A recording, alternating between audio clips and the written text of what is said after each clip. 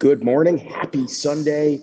I'm still here in Boston. I'll get to that in a bit. It is Sunday, September 26th, 9:45 in the morning, and this is our uSTADIUM University wrap-up. I'm Zach Berman, and boy, do we have a lot to talk about this week. Remember when I said yesterday on paper it wasn't the best college football Saturday, and when you typically have a week that looks kind of mediocre on paper, that usually means something's about to go bump in the night? Well, that's exactly what happened. There is so much to break down, so much to talk about, but first, let's talk about my picks. Now, I don't know if the graphic is pulled up. I went 5-1 on yesterday's picks.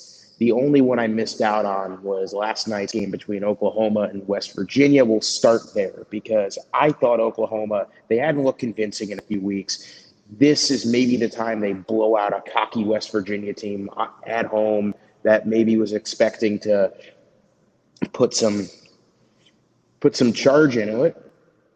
West Virginia never really impressed me, even though they had that nice win against Virginia Tech, and I figured they'd go down to Morgantown. Spencer Rattler would realize, yeah, I am supposed to be the number one QB in the class, so I'm going to go out and steamroll the Mountaineers, and that did not happen. West Virginia ends up losing 16-13. I had Oklahoma minus 17. West Virginia covers that, so that's where I went wrong.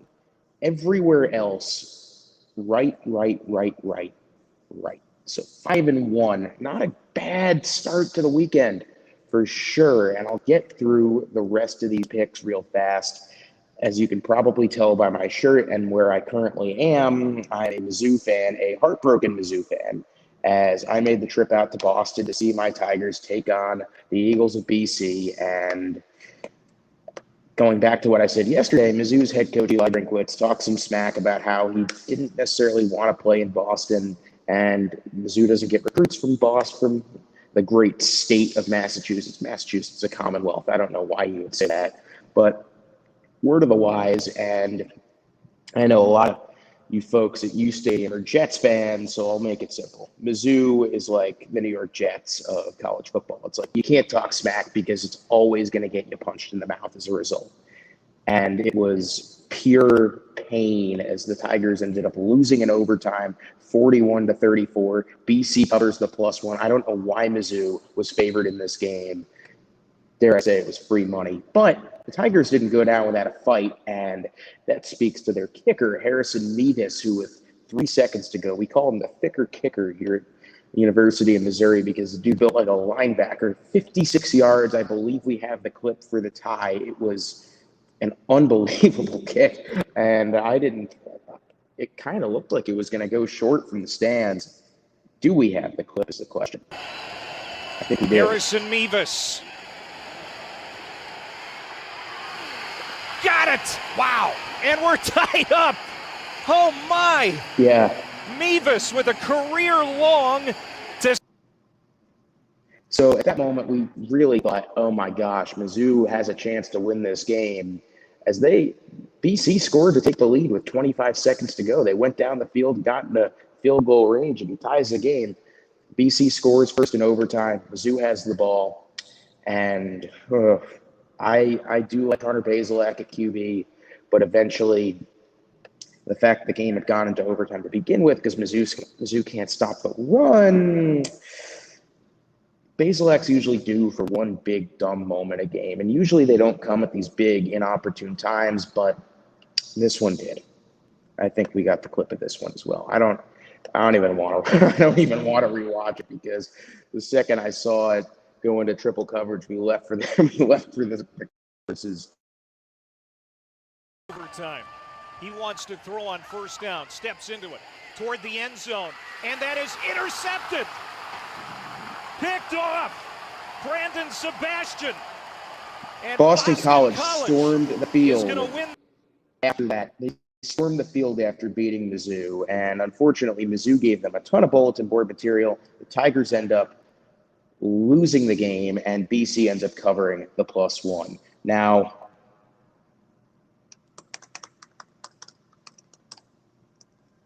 as for the other game I picked successfully against the spread, Notre Dame defeats Wisconsin 41-13. The Irish in Chicago blow out the Badgers in a game that I could have told you right then and there. The fact that Wisconsin, they can't score.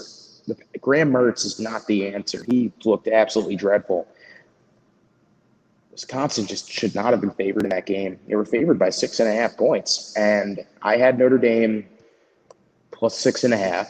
And it was a close game through 3 quarters. It was a late game blowout as the Fighting Irish just rattled off an insane late third quarter, early fourth quarter. And what was the turning point in the game? Chris Tyree, after it was a 13-10 lead for Wisconsin, running back a 97-yard kickoff return for a touchdown. And I could speak further. I know we have the clip for this one. Why don't you listen to Gus Johnson? Because I just want this man to call my life story. If you don't know, Gus Johnson is just like the best ever. We need him for NFL games. Van Dyke kicks it off. Picked up. Tyree. Here's Tyree with the lane. Tyree! Whoa! Can he get there? Tyree at the 30, 20, 10, touchdown, Notre Dame! Woo! 98 big ones! I'm telling you, man, there's nobody like Gus Johnson. And from that point on, the Irish roll to a big win ahead of a bigger game next week as they host the Cincinnati Bearcats in Cincinnati. It was a great kick all the way on the opposite. And Notre Dame, we knew this would be an important game, but Chris Tyree sparking Notre Dame to a crazy fourth quarter. And man, what a big win for the Irish. Brian Kelly becomes the winningest coach in Notre Dame program history. Yes, Brian Kelly is the winningest coach in Notre Dame history, believe it or not. But it wasn't all roses for, dare I say, it wasn't all roses for favorite teams this weekend. And that brings me to Clemson. Clemson has always looked shaky. I had them winning yesterday, but there was a little thing in the back of my mind thinking, could they really be this bad? A 2-loss team has never made the playoff. And Clemson goes into Raleigh to play a hungry, I didn't think they were that good, North Carolina State team. NC State has come very close to beating Clemson a few times. Came down to a missed field goal a few years back. And with the game tied at 14, late in the fourth quarter, would it come down to a missed field goal again? Turns out it did.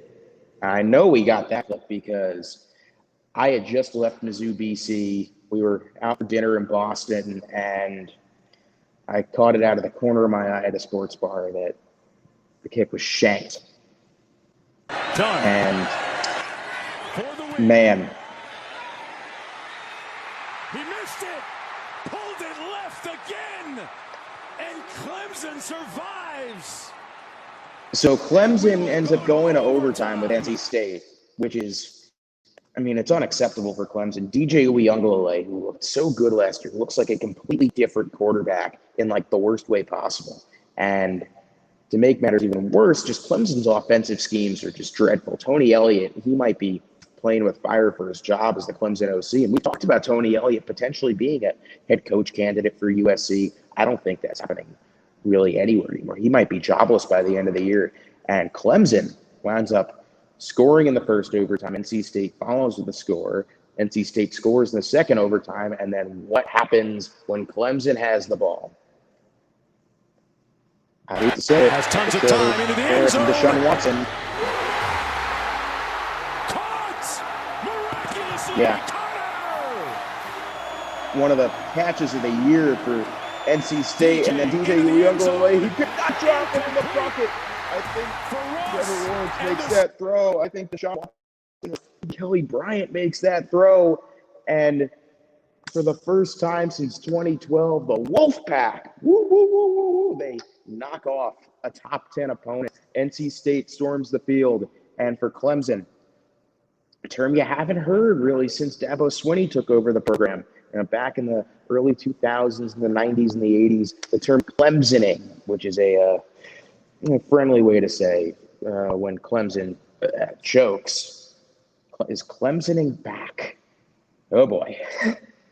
Not a good day for the Clemson Tigers. Not a good day for the Texas A&M Aggies either. I had them getting upset by Arkansas, but was it all hype for the Razorbacks? I mean, they beat Texas, but yeah, Texas is never going to be back, right? No. Arkansas is back as they went into Arlington on a neutral site and defeated the Texas A&M Aggies 20-10. And whose praises was I singing yesterday? Treylon Burks. He's my wide receiver one. He's got the size, he's got the speed, he's got the skill, he's got everything. And well, he showed up and showed off yesterday, set the tone for the win. And even though the score was 20-10, it did not feel as close as that. Really, Arkansas controlled the pace of play the entire way through. Shout out to Sam Pittman and Barry Odom, Arkansas defensive coordinator, former Mizzou head coach, really doing a wonderful job getting that program back from the dead. But once again, my boy, Treylon Burks, why don't you take a look? First down at 15 at the 15. Deep ball from Jefferson. Got him in stride. On the way is Burks. It's a touchdown, Arkansas. 85 yards. That Texas A&M secondary is supposed to be one of the best in college football, and Treylon Burks just absolutely torched it. Another upset I had yesterday, Iowa State. I had them losing to Baylor. They wound up losing to Baylor, 31-29. Down go the number 14 Cyclones, and it's time to panic in Ames. Now those Clones have 2 losses. What else happened? Well, how about Georgia? More like, how about Vanderbilt? Georgia wins 62-zip over Vandy, and somehow that doesn't even tell the whole story. Georgia, 28 first downs in the game. Vanderbilt has 4 first downs. Somehow that doesn't even tell the whole story either. It gets so much worse. Georgia outgains Vandy 532-77, passing 291-24, rushing 241-53. Vandy should be relegated to FCS next week. Oh, wait, they play Uconn next week. I think the loser of that game should get relegated to the FCS. Yikes. Penn State defeats Villanova 38-17. That sets up a big showdown 2 weeks from now with Iowa. Iowa, they didn't look that great. They had their typical September Kirk Ferentz hiccup game, but fortunately for them, it was against a bad Colorado State team, and the Hawkeyes wind up getting the job done 24-14.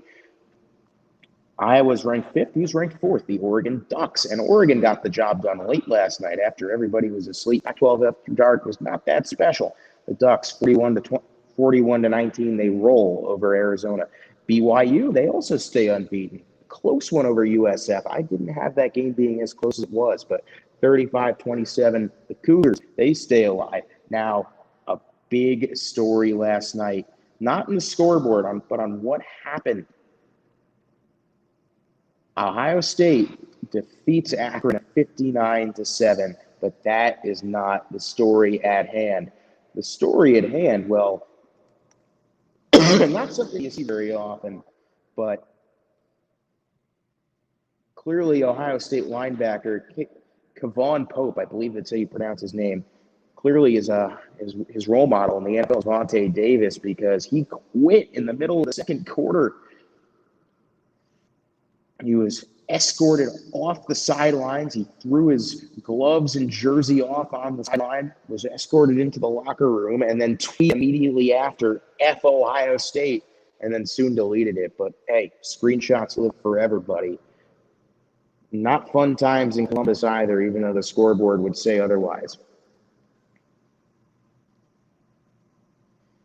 I had that Florida-Tennessee game being a blowout that it was. It was a little bit easy for a second, but the Gators, number 11 in the land, wind up blowing out the Tennessee Volunteers late in that game, 38-14. I also had UCLA beating Stanford. That, in fact, happened as well. The number 24 Bruins, in that typical Chip Kelly turnaround game, defeat the Cardinal 35-24. maybe a little bit concerned there. It took Auburn until the last second to take the lead on Georgia State, and then they added on a touchdown in garbage time, 34-24 Auburn. It wouldn't surprise me if they were unranked at the end of the week. Rutgers, I had them playing well but losing to Michigan. That's exactly what happened. Michigan didn't look that great in the second half. They allowed Rutgers to really dominate the second half of that game and get back in the game. Rutgers no longer undefeated, even though the Wolverines won 20-13. You got to be happy about Greg Schiano's bunch. I know there's no such thing as a moral victory, but not a bad showing from the Scarlet Knights, considering the talent discrepancy. One that I had being not as close as it was, Michigan State was taken to overtime by Nebraska. Nebraska's a little feistier than I would have expected, but Sparty hangs on in OT 23-20 after Adrian Martinez throws one of those typical Adrian Martinez, what the heck are you doing kind of interceptions to give the ball back to Michigan State in overtime. Oklahoma State defeats number 25 K-State out. That's an upset I had happened. 31-20. Ranko K-State. Jeez, for the love of God, they are good. Alabama did exactly what they needed to do against Southern Mississippi, 63-14. And last but not least, not a good week for top quarterback prospects. And I'll get into that in a bit because Georgia Tech rolls you at University of North Carolina 45-22. Sam Howell, he did have a good game, 306 yards, 2 touchdowns, and no interceptions. But you can't get rolled by Georgia Tech. And it's been a disastrous season. A lot of these untraditionally good programs, like teams that had good seasons last year that don't typically have great seasons, that were overhyped coming into this season, are falling back to earth. UNC, Iowa State, I guess you could say Texas A&M. Go on and on, but I'm not impressed with UNC and Mac Brown's program at all. I know Henry's got that, the dictionary definition up there somewhere. Coastal Carolina does roll UMass 53-3. So there you go. Chanticleer stay undefeated. Number 17 in the land. Wouldn't be surprised if they move up a little bit. But my big takeaways from week number 4 in college football.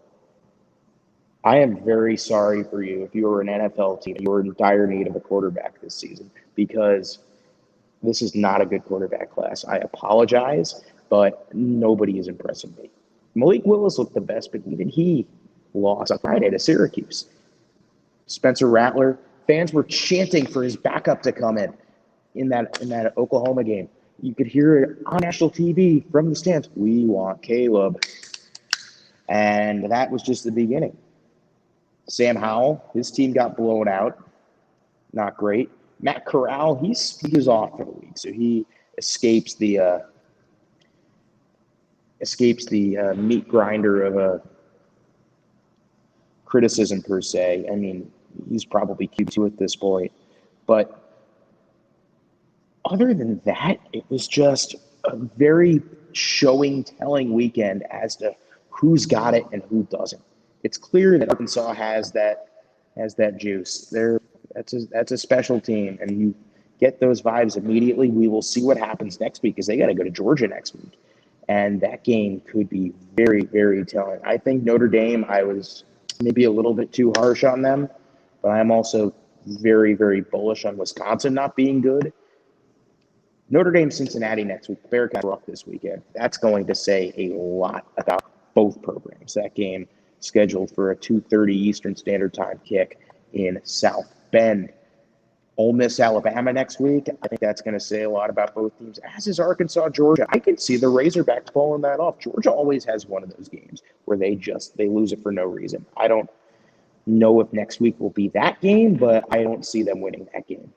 There is something about that game I'm just thinking about myself.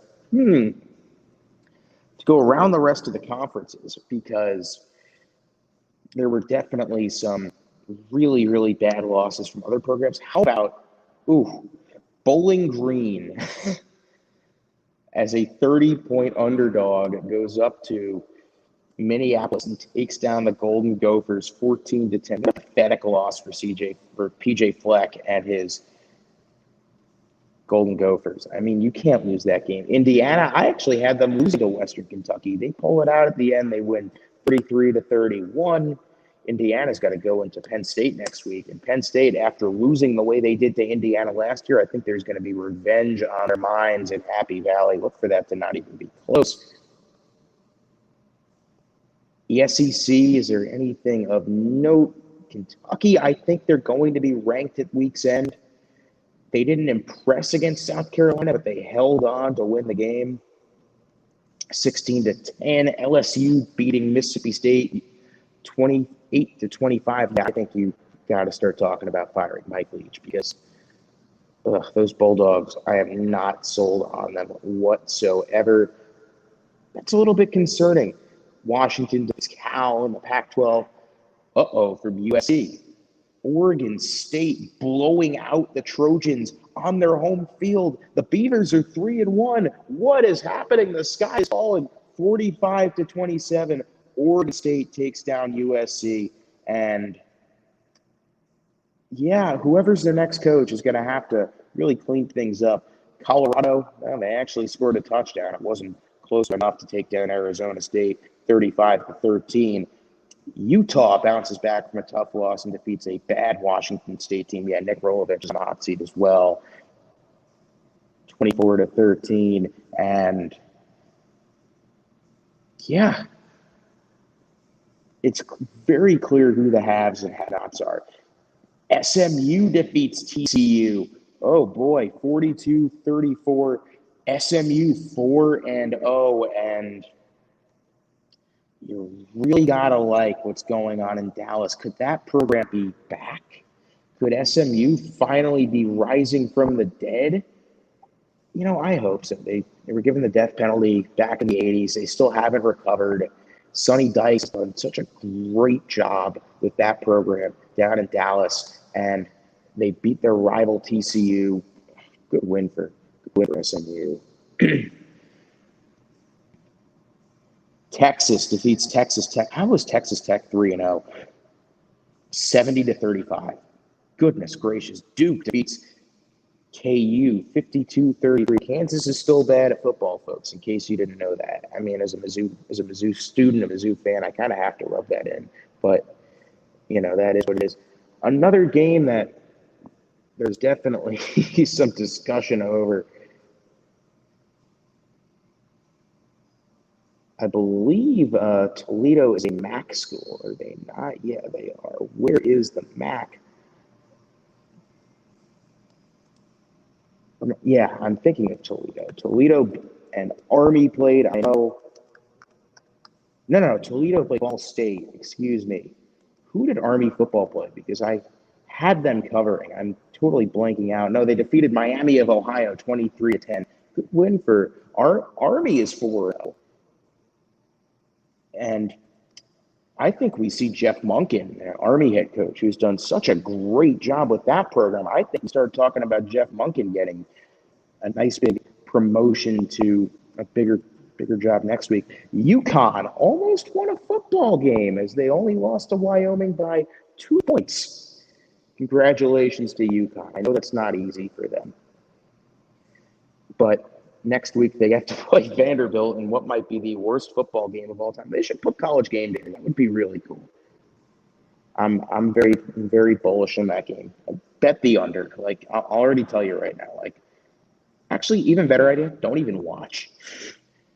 So my big winners and losers for this week. We start with the big winners. The Arkansas Razorbacks. Man, what a job. Like, I cannot stop singing the praises of Sam Pittman. I don't know if they win next week, and they're going to have to play Alabama and Ole Miss soon after. But what a big win for that program. What a job that Sam Pittman and Barry Odom have done down in Fayetteville. Razorback fans, once again, for the first time since the late 2000s, early 2010s, have a team to be proud of, and I know that means a lot down in that community. Also, what a win for NC State. Dave Doran, the head coach of North Carolina State, with a red Solo cup and a cigar after the win. That's going to be printed on 5 billion T-shirts for sure. What a win for North Carolina State. Man. Also, what a win for Georgia Tech. After they almost beat Clemson last week, they go out and they beat University of North Carolina 45-22. Also, I'm not a believer in moral victories and losses. I'll keep saying that, but I'll give my moral victory of the week to good old West Virginia because they've got a feisty fight down in Oklahoma. I don't think Oklahoma's a very good team. I think they've officially replaced Notre Dame as my team that I'm just going to pick to lose every week until it actually happens because Notre Dame shut me up beating Wisconsin the way they did. Also a big winner. This pains me to say. Boston College 4-0. They go down to Clemson next week, a very beatable Clemson team, and that's one to keep an eye on. All right, biggest losers, I think you know where we get. Clemson 2-2. Is Clemsoning back? I think so. Is DJ Uiagalelei the guy? I'm not sure. Is Tony Elliott the guy at OC? I don't know.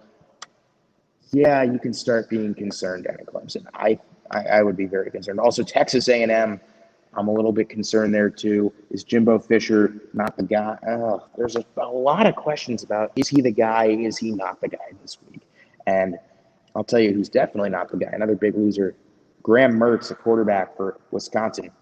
He's just not the guy at all. He is. You think Wisconsin regrets losing Jack Cohn? Jack Cohn wasn't even that great yesterday.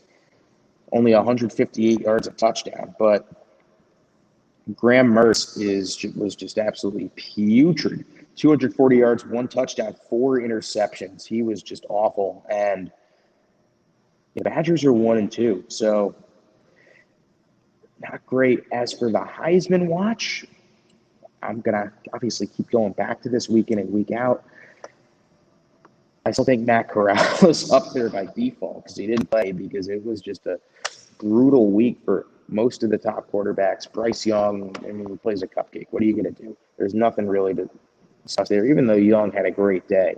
313 yards, 5 touchdowns, 1 pick. I mean, Alabama against a cupcake. What do you expect? The Tide are 4-0 and the number 1 team in the land. Everything's wacky and weird in college football except for that.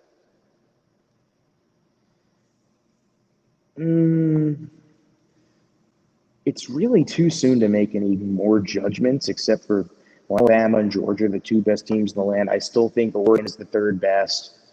After that, it gets a little bit dicey. Is it Iowa the way they played against Colorado State? I don't know. Is there an argument to be made for Penn State? I think there might be. I'm not sold on Penn State yet, but I think they're a damn good program. I actually think the only guy holding him back is Kyle Clifford at quarterback. So that's something to keep an eye on. NC State will probably be ranked. I think Kentucky probably winds up ranked. I think Auburn loses their ranking. I think Wisconsin loses their ranking. I think Mike Leach from Mississippi State, we got to start talking about maybe he gets fired. And most importantly, 5-1 on picks. The only thing that held me back was Spencer Rattler not being able to live up to the hype. So all in all, a ridiculously eventful college football Saturday. I look forward to recapping it on the app over the course of the week. If you don't have the app already, make sure to download uSTADIUM as soon as you get the chance, especially before a big NFL Sunday today. We'll have more shows going through the rest of the morning, breaking down everything from fantasy football to who's in, who's out, who's hot, who's not, and most importantly, who's going to win. What an NFL Sunday we have today, and so many awesome storylines. I'm up here in Boston right now, and town is taken over with Saints fans. There are a lot of Saints fans that made the trip up to Foxborough. First time in, I want to say, 8 years that New Orleans has come up here. And the last time New Orleans came up to New England, if you remember, Kenbrell Tompkins caught that game-winning touchdown pass from Tom Brady in the final seconds. One of those, Brady games that there's so many of it. You're just like, oh, yeah, that game. But looking ahead to next week in college football, before I let you all go for the morning,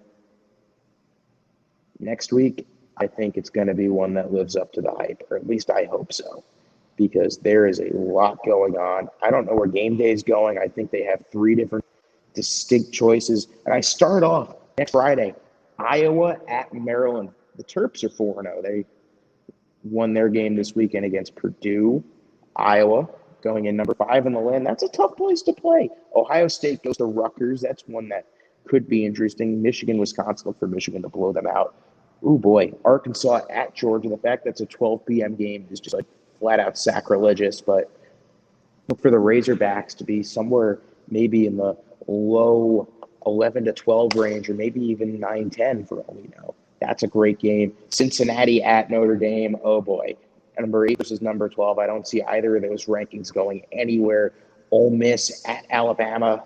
That's probably where game day goes. ESPN gets to check the Tuscaloosa box off nice and early, but the Rebels could make a statement out there in Tuscaloosa against that Bama defense. Oregon at Stanford. Stanford's always given the tough problems. One to keep an eye on. I think K-State could be Oklahoma next week. K-State's not going to be ranked after losing. I think they could wind up doing some damage.